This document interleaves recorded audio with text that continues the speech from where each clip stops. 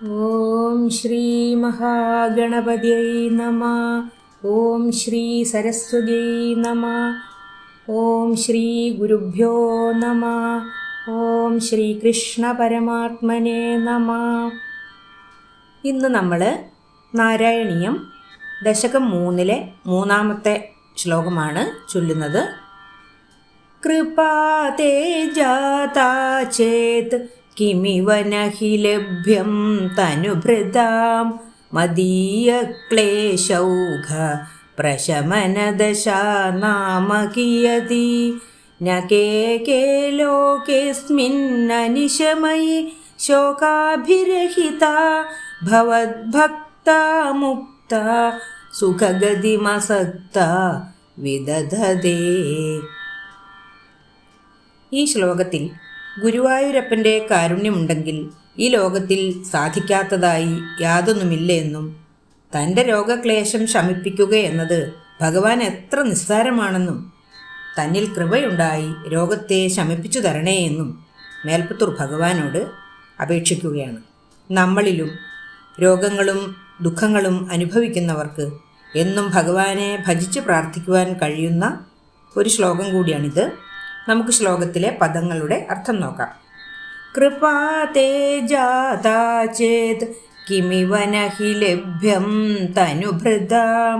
കൃപാ തേ, തേ അങ്ങയുടെ, കൃപാ തേ അങ്ങയുടെ കൃപ, അങ്ങയുടെ കാരുണ്യം, ജാതാ ചേത് ജാതാ ഉണ്ടായി, ചേത് എങ്കിൽ, ജാതാ ചേത് ഉണ്ടായി എങ്കിൽ, കിമിവ നഹി ലഭ്യം കിമിവ എന്താണ്, നഹി ലഭ്യം ലഭിക്കാത്തത്, തനുഭൃതാം തനുദേഹം, തനുഭൃതാം ദേഹമെടുത്തവർക്ക്, ഈ ഭൂമിയിൽ ദേഹം ലഭിച്ചവർക്ക്, ഈ ഭൂമിയിൽ ദേഹം ലഭിച്ചവർക്ക് അങ്ങയുടെ കൃപയുണ്ടെങ്കിൽ എന്താണ് ലഭിക്കാത്തത് എന്നാണ് ഒന്നാമത്തെ വരിയുടെ അർത്ഥം.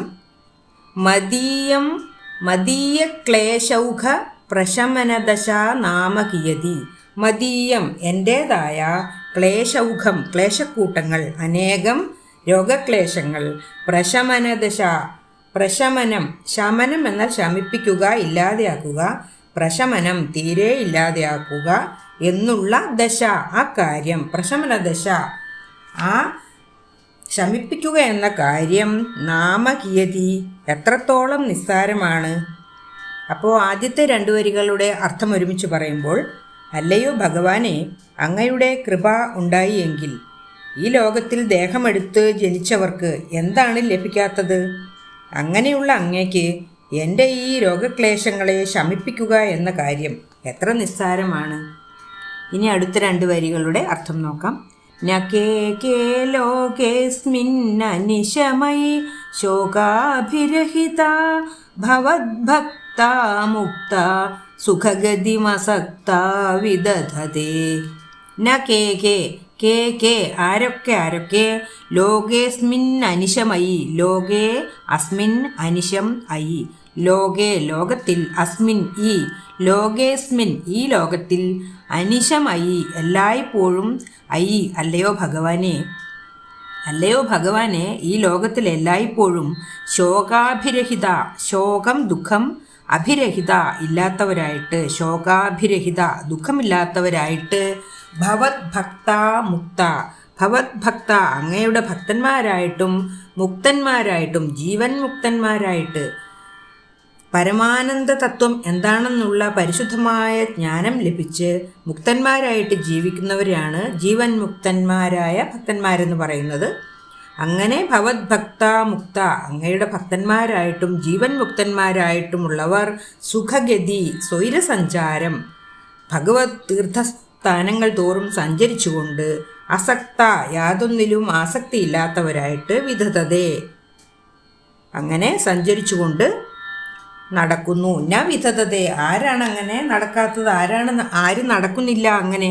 അപ്പോൾ അങ്ങയുടെ എത്രയോ ഭക്തന്മാർ അങ്ങനെ നടക്കുന്നു എന്ന് മേൽപ്പത്തൂർ പറയുകയാണ്. അപ്പോൾ അവസാനത്തെ 2 വരിയുടെ അർത്ഥം ഒരുമിച്ച് പറയുമ്പോൾ, അല്ലയോ ഭഗവാനെ, അങ്ങയുടെ എത്ര എത്ര ജീവൻ മുക്തന്മാരായിട്ടുള്ള ഭക്തന്മാരാണ് ഈ ലോകത്തിൽ എല്ലായ്പ്പോഴും യാതൊരു ദുഃഖങ്ങളും ഇല്ലാത്തവരായിട്ട്, യാതൊന്നിലും ആസക്തിയില്ലാത്തവരായിട്ട് അങ്ങയെ മാത്രം ധ്യാനിച്ചുകൊണ്ട് സ്വൈരസഞ്ചാരം നടത്തുന്നത്. അപ്പോൾ ഈ ശ്ലോകത്തിൻ്റെ ഒരുമിച്ചുള്ള അർത്ഥം നോക്കാം.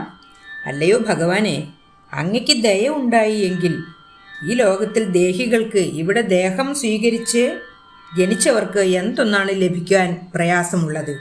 അങ്ങനെയൊക്കെയുള്ള അങ്ങയ്ക്ക് എൻ്റെ രോഗക്ലേശങ്ങളെ ശമിപ്പിക്കുക എന്നത് എത്ര നിസ്സാരമാണ്. ഈ ലോകത്തിൽ അങ്ങയുടെ എത്ര ഭക്തന്മാരാണ്, ജീവൻ മുക്തന്മാരായിട്ടുള്ള ഭക്തന്മാരാണ് എല്ലാ സമയവും യാതൊരു ദുഃഖവും കൂടാതെ ആയുരാരോഗ്യത്തോടെ ഒന്നിലും താല്പര്യമില്ലാത്തവരായിട്ട് അങ്ങയെ മാത്രം ധ്യാനിച്ച് സ്വൈരസഞ്ചാരം നടത്തുന്നത്. എനിക്കും അത്രയൊന്നും സാധിച്ചില്ലെങ്കിലും ഈ ഗുരുവായൂരിലെ ഭജനവും നാരായണീയത്തിൻ്റെ രചനയും എങ്കിലും മുടങ്ങാതെ ചെയ്യുവാനുള്ള ഭാഗ്യം നൽകണേ എൻ്റെ ഗുരുവായൂരപ്പ. എൻ്റെ രോഗക്ലേശത്തെ ശമിപ്പിച്ചു തരുവാൻ കരുണയുണ്ടാകണേ ഭഗവാനെ എന്നാണ് ഈ ശ്ലോകത്തിൽ ഭഗവാനോട് മേൽപ്പത്തൂർ അപേക്ഷിക്കുന്നത്. കൃപാതേ ജാതാ ചേത് കിമിവ നഹി ലഭ്യം തനുഭൃതാം മദീയക്ലേശൗഘ പ്രശമനദശാനാമകിയതി ന കേകേ ലോകേസ്മിന്നനിശമയി ശോകാഭിരഹിതാ ഭവദ്ഭക്താ മുക്താ സുഖഗതിമസക്താ വിദധതേ. നാലാമത്തെ ശ്ലോകവും അതിൻ്റെ അർത്ഥവും അടുത്ത വീഡിയോയിൽ ചെയ്യാം. സർവത്ര ഗോവിന്ദനാമ സങ്കീർത്തനം. ഗോവിന്ദ ഗോവിന്ദ. ഓം നമോ ഭഗവതേ വാസുദേവായ. ഓം ശ്രീകൃഷ്ണ പരമാത്മനേ നമഃ.